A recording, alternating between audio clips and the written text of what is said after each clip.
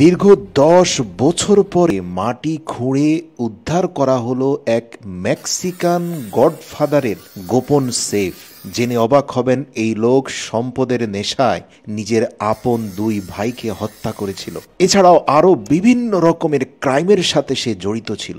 সম্পদের লোভে অন্ধ হয়ে যাওয়া এই মেক্সিকান গডফাদারের সর্বশেষ পরিণতি হয়েছিল পুলিশের গুলিতে সে মৃত্যুবরণ করেছিল।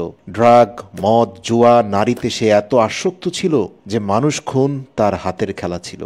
যাই হোক প্রিয় দর্শক, এফবিআই যুক্তরাষ্ট্রের ভার্জিনিয়া স্টেটে গোপন সূত্রের ভিত্তিতে তার ১০ বছর আগে পুঁতে রাখা এক সেফ উদ্ধার করেছে। ভিডিওতে আপনারা ধাপে ধাপে দেখবেন কি গোপন জিনিস এর ভেতরে লুকিয়েছিল, যেটা রীতিমতো আপনাকে অবাক করে দিবে। তো দর্শক, শুরুতেই আমরা দেখতে পেলাম আজ থেকে অন্তত ১০ থেকে ১৫ বছর আগে যে সিডি বা ডিভিডির প্রচলন ছিল, যেখানে বিভিন্ন ধরনের গোপন তথ্য বা নথি সেভ করে রাখা হতো, সে অনেকগুলো ডিভিডি বা সিডি পাওয়া গিয়েছে। এরপরে এফবিআই এজেন্টরা বড় হাতুড়ি দিয়ে সেফের মূল অংশটাকে ভাঙার চেষ্টা করেন। সেখানে অগোছালোভাবে আমেরিকান ডলারের অনেকগুলো বান্ডিল পাওয়া যায়, যার বেশ কিছু ব্যাংক নোট ইতিমধ্যে নষ্ট হয়ে গিয়েছে। এছাড়াও আরও বিভিন্ন ধরনের ইকুইপমেন্ট রয়েছে।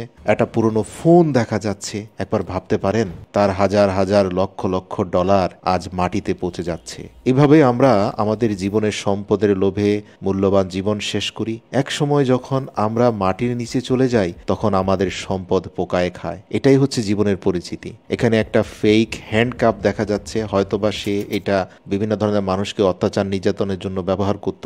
এছাড়াও একটা ছোট বাদ্যযন্ত্র দেখা যাচ্ছে।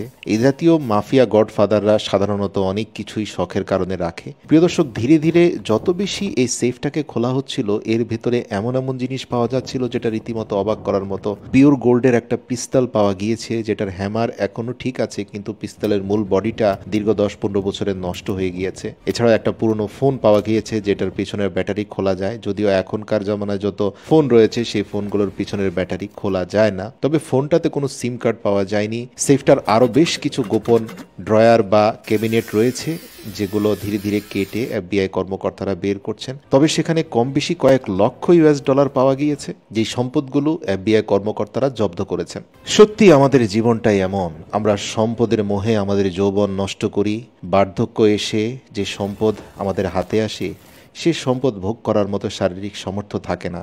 আর কেউ কেউ তো লোভে এতটাই অন্ধ হয়ে যান যে সম্পদ ফেলে রেখে কবরে চলে যান, আর সেই সম্পদ খাওয়ার মানুষই থাকে না।